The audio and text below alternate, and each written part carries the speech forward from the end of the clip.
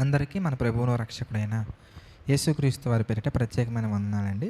138వ కీర్తనలో నుంచి ఒక సందర్భాన్ని మనం చూద్దాం. 138వ కీర్తన 6, 7 వచనాలు మనం చూద్దాం. యెహోవా మహోన్నతుడైనను, ఆయన దీనులను లక్ష్యపెట్టును. ఆయన దూరము నుండి గర్విష్ఠులను బాగుగా ఎరుగును. 7వ వచనం మనం చూస్తే, నేను ఆపదలలో చిక్కుబడి ఉన్నను, నీవు నన్ను బ్రతికించెదవు. నా శత్రువుల కోపము నుండి నన్ను రక్షించుటకే నీవు నీ చెయ్యి చాపెదవు, నీ కుడి చెయ్యి నన్ను రక్షించును. ప్రియులరా, 8వ వచనం కూడా మనం చూద్దాం. యెహోవా నా పక్షమున కార్యము సఫలము చేయుము. యెహోవా నీ కృప నిరంతరముండును, నీ చేతి కార్యములను విడిచిపెట్టకము. ప్రియులరా, మీరు బాగా ఆలోచించినట్లయితే 6 మనం చూద్దాం. 6 మనం చూస్తే, దేవుడు మహోన్నతుడైనను, ఆయన దీనులను లక్ష్యపెట్టును. కనుక ఈ సందర్భంలో నుంచి మనం కొన్ని విషయాలు ఆలోచిస్తానండి.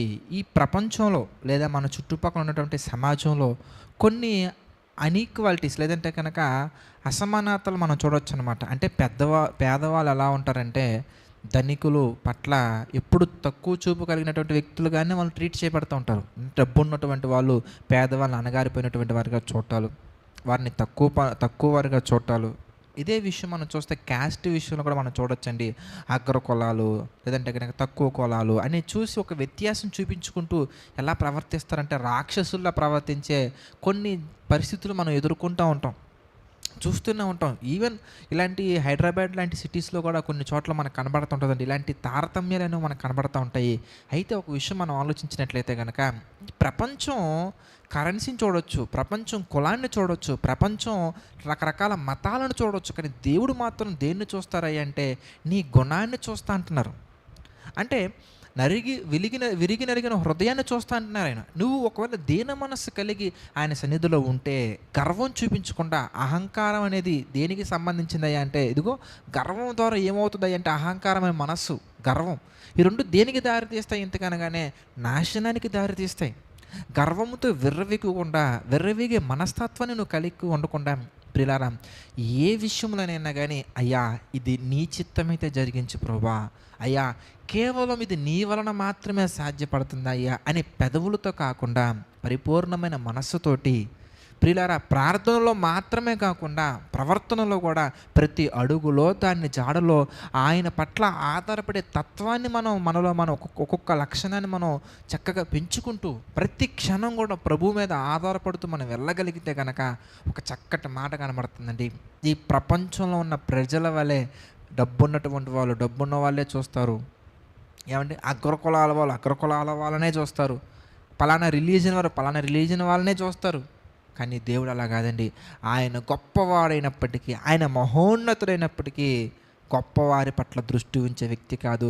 ఆయన దీనుల పట్ల దృష్టి పెడతారంట. ఆయన దీనులను లక్ష్య పెట్టును, మన కోరికలను సఫలము చేయును, మన కార్యాలను ముందుకు నడిపించును, మన జీవితాలను చిగురింప చేయను, మన మీదకు వచ్చే శత్రువుల చేతుల నుండి ఆయన మనల్ని విడిపించును. ఇప్పుడయ్యా అంటే మనం మన సొంత బలము మీద, సొంత శక్తి మీద, స్వనీతి మీద ఆధారపడకుండా ఆయన మీద కనుక మనం ఆధారపడి దీన మనసు అనే వస్త్రము ధరించుకొని కనుక మనం ఆయన బలిష్టమైనటువంటి చేతి కింద దీన మనసు కలిగి మనం ఉంటే కనుక, ప్రియులారా, మన మీదకి ఏ అపాయము రాకుండా మన కార్యాలన్నీ కూడా సఫలం చేసే దేవుడు మనకున్నారు. కాబట్టి మనం ఆయన మీద దృష్టి పెట్టాలి, ఆయన మీద ఆధారపడాలి. అప్పుడు ఆయన దృష్టి మన మీద పడుతుందండి. ఈ ప్రపంచంలో ఎంత గొప్ప వాళ్ళ కన్నులు మన మీద పడ్డా కానీ పెద్ద ఉపయోగాలు ఉన్నవండి. దేవుని కన్నులు మన మీద పడితే, దేవుడు మనల్ని చూస్తే, ఆయన ఎల్లప్పుడూ చూసే వ్యక్తి ఏందండి. ఎవరిని చూస్తారయ్యా అంటే గర్వముతో నిండుకున్నటువంటి వాళ్ళని కాదండి, దీన మనస్సు కలిగినటువంటి వారిని. మరి ఈ ఉదయకాల సమయంలో ఒకసారి మనల్ని మనం పరీక్షించుకుందామా? దేవుని సన్నిధిలో దేవుని మాటల పట్ల, దేవుని ఆలోచనల పట్ల, దేవుని కార్యాల పట్ల మనం దీన మనస్సు కలిగి ఉన్నామా? లేదంటే కనుక వేరే వాళ్ళ దగ్గర వేషధారణ కలిగి మనం బ్రతుకుచున్నామా? వేరే వాటి పట్ల మనం దీన మనసు ఇతరుల దగ్గర మాత్రం మనం చూపిస్తామండి. ఇంటర్వ్యూకి వెళ్ళాం అనుకోండి, లేదా ఒక జాబ్ దగ్గరికి వెళ్ళాం అనుకోండి, లేదంటే ఎక్కడికైనా వెళ్ళాం అనుకోండి, ఎంత వినయం నటించేస్తామో, ఎంత అతి వినయం చూపించేస్తామో.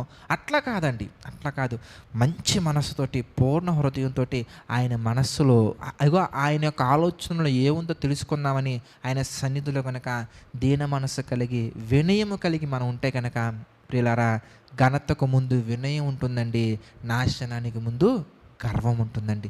మనం ఘనమైనటువంటి వ్యక్తులుగా ఎంచబడాలంటే మనం దీన మనస్సు కలిగి ఉండాలి, వినయం కలిగి ఉండాలి. కనుక అలా కలిగి ఉంటే దేవుడు మనకు కార్యాలన్నీ సఫలం చేస్తా అన్నారు.